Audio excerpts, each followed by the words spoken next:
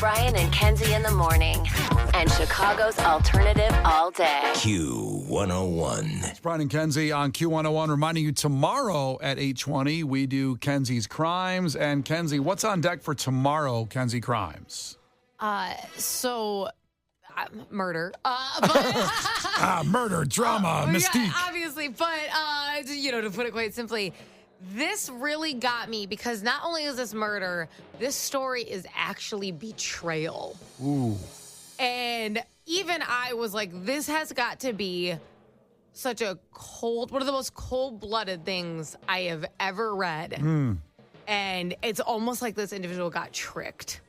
That's the worst feeling to know that you were betrayed.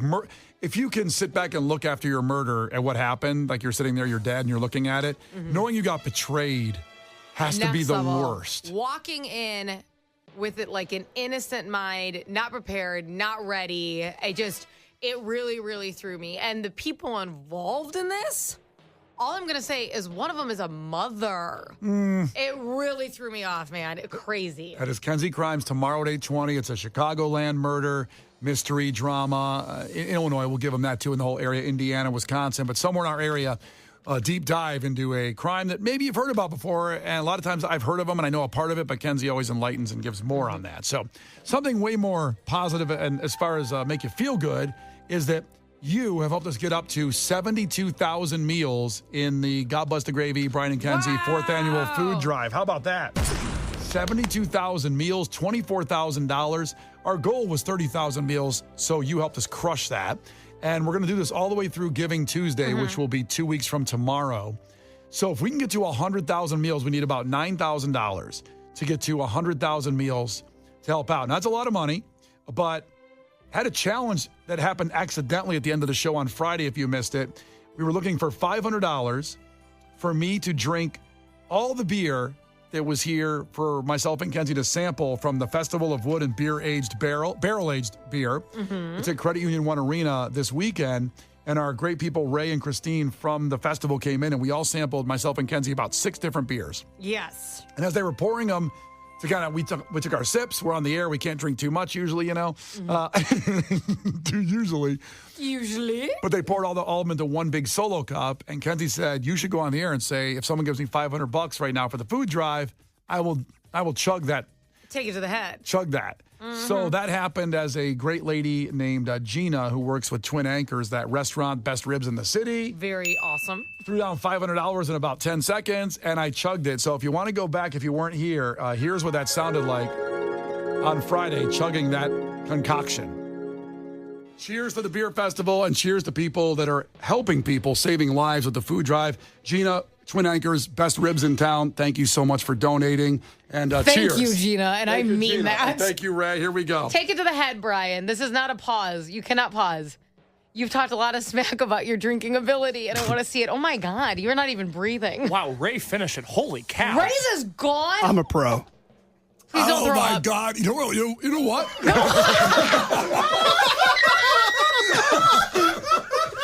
sounded Hold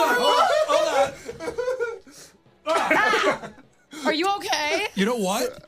Was it delicious? It was delicious. It was great. It was really good. I'm doing this at home. I know I just drank 179% alcohol, but thank you, Ray. Let's go. Let's go to your house and drink more. Let's go.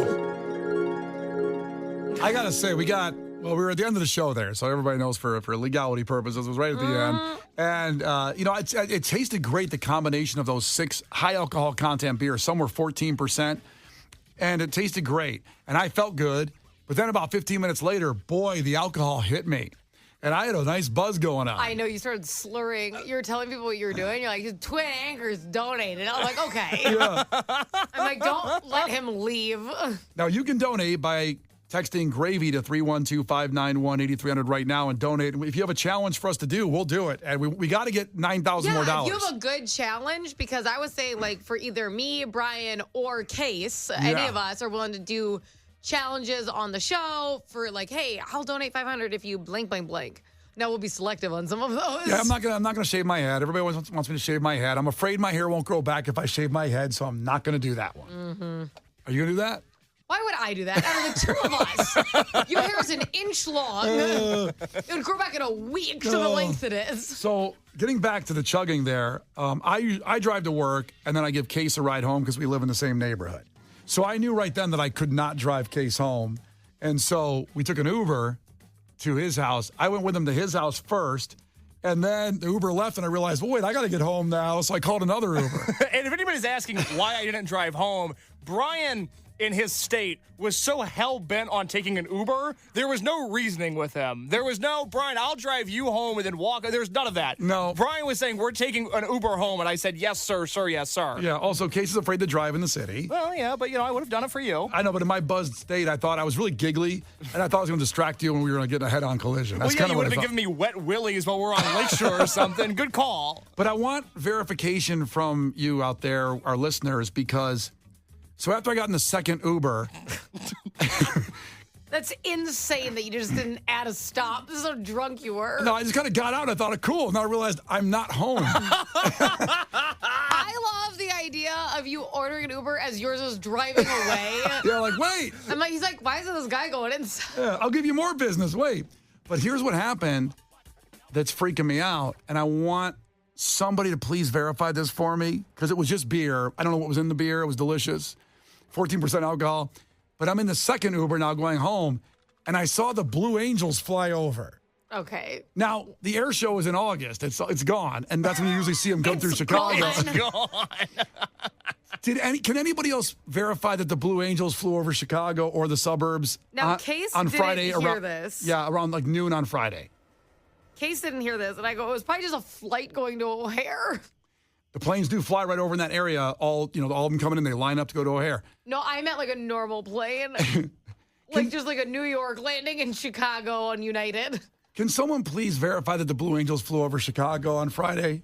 I certainly did not hear them. And when I get home, the first thing I do is take my dog outside. So I don't know how we missed each other. You were standing on my street corner waiting for a second Uber as I was walking my dog, probably. I never heard Blue Angels. I never heard a plane. It was a pretty quiet Friday afternoon now that I think about it. Well, they flew over and I went, whoa!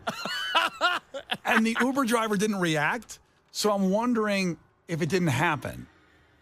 I'm wondering if they didn't fly over Chicago. He's like, I can't wait for this guy to get in my car. Right. Please, can someone call or text in at 312-591-8300 if you saw the Blue Angels fly over Chicago on Friday at around noon? Because I just want to know that they were there and it wasn't just all the booze, the chugging of that. In the meantime, please donate to God Bless the Gravy, 312-591-8300. You text GRAVY to that. You get a link back. We need about $9,000 to do 100,000 meals for the Greater Chicago Food Depository. It saves lives all over our area because they distribute it to other food banks. It's the best thing you can do with your money for charity. There's no question because $1 equals 3 meals, as Kenzie always says. Somebody said this is like when you saw a wolf at 4 a.m. So I saw wolves run down our did street. not. Yes, I did. Brian, you're going to want to talk to Mike on line one. Oh, good. Did Mike see him? I don't know. We'll find out. Mike, ahoy. Welcome in. Hey, Brian, how you doing? I did see them. You're not nuts. They were here for the Northwestern game at Wrigley Field. So Yes! They were practicing, I think, on Friday. I saw them, too, and I was like, whoa, man, okay. I thought they were here just for the water show, but they were here. Thank God. So they were. So you're not nuts. Well, or drunk. I mean, oh, that's Yeah, great. It's all good. It's all good, man. Well, it's probably not good that I was wasted on a Friday afternoon, but No, it's not. yeah. No, I was wasted, too, but I wasn't that wasted. Okay, so wait a minute. Flag on the play. Maybe neither of us saw the Blue Angels. No, I know they were here because I heard someone saying on that morning they were going to be here. So when I saw them, I wasn't like, oh, well, yeah, that was definitely them. So Why were there you was no drunk? question. Why were you drunk on Friday at noon? I wasn't drunk. I was puff. Okay, another flag on the play. Brian and Kenzie in the morning. And Chicago's alternative all day. Q101. It's Brian and Kenzie on Q101, and then I left work Friday here after the great people from the Festival of Wood and Barrel-Aged Beer left our studios, and I got hammered, I'll be honest, and I saw the Blue Angels. Now, Mike called in a minute ago and verified they were here for the Northwestern Ohio State game, but then again, quote him, he was on puff duty on Friday, and so I still can't verify really if it was a joined hallucination and we both saw the Blue Angels. Brad texted in and said Brian saw geese, which I think is funny. All right, well, Nico checked in and said, don't worry, Brian, I saw the Blue Angels on Friday, too. I just so happened to be high on meth. Oh, no. Oh, my. I guess that's a coincidence. Also, 312 checked in. He goes, yeah, Brian, I saw him, too. I had just taken my second hit of acid when they flew by and picked me up. No one can verify whether the Blue Angels were really flying and I was just hammered and saw them. Sean, can you verify that the Blue Angels really flew over, and were you inebriated in any way, shape, or form? Considering that I was working, no, I was not inebriated. But Wink. I did see them on the north side of the city driving around. And Wait, you saw the planes driving around on Lakeshore Drive? No, I thought, like, wait a minute, the air show already happened. What's going on? And then, seriously, about maybe 10, 15 minutes later, I saw, like, this World War II kind of looking plane going past. Was it also driving down the road?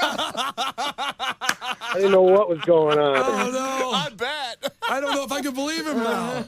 Because he saw World War II plane. Like, he fell in some wormhole, and all of a sudden, like, the Sears Tower's gone and all that. Oh, no. The Brian and Kenzie Show. On Q101. The Brian and Kenzie Show. On Q101. Well, if Gil Curtis's headlines on the way, Coldplay coming. And do you know what Blue Sky is? We'll talk about that in music entertainment news in about 4 minutes.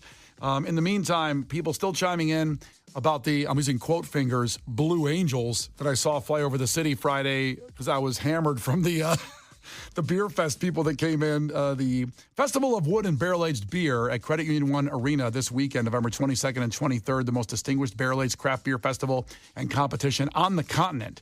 And our friends Ray and Christine came in with all kinds of beers. And Kenzie, we were drinking, it was like somewhere 14%. Good heavens. That was a lot. I chugged all the rest at the end, and I got a little buzz, so I Ubered home, and then I saw the Blue Angels fly over. And we still haven't had a verified person of, I don't know, everybody's saying they're kind of getting this, thinking they saw him. Mikey texted in and said he saw it, and he saw Tupac flying one of the planes. Oh.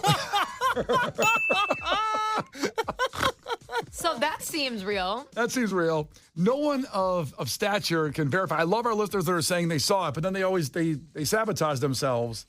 Marco checked in and said, if Brian was drunk and the puff color was high, it was really just 4 fat pigeons flying over in formation over their head. And the sun hit them just right to make them look blue. That's fair. That makes sense. I'm still not sure if the Blue Angels flew over Chicago on Friday. I was just hammered. Anybody? Oh, well. Anybody? In the meantime, it is Gil Curtis with your headlines. This is not headline news. The Netflix fight between Jake Paul and Mike Tyson took place on Friday night. They had a 31-year age difference. Or as Leonardo DiCaprio calls that, a relationship. Jake Paul beat Mike Tyson by unanimous decision. Viewers also came to a unanimous decision that the fight was really lame. Mickey Mouse turns 96 today, making him eligible to be Jake Paul's next opponent. Taylor Swift released her holiday gift guide. It's for anyone who hasn't already mortgaged their house and maxed out all their credit cards attending one of her concerts and buying all her album variants. And Conan O'Brien will host the Oscars until Jay Leno takes it away from him. This is not headline news. Brian and Kenzie in the morning. And Chicago's alternative all day. Q101.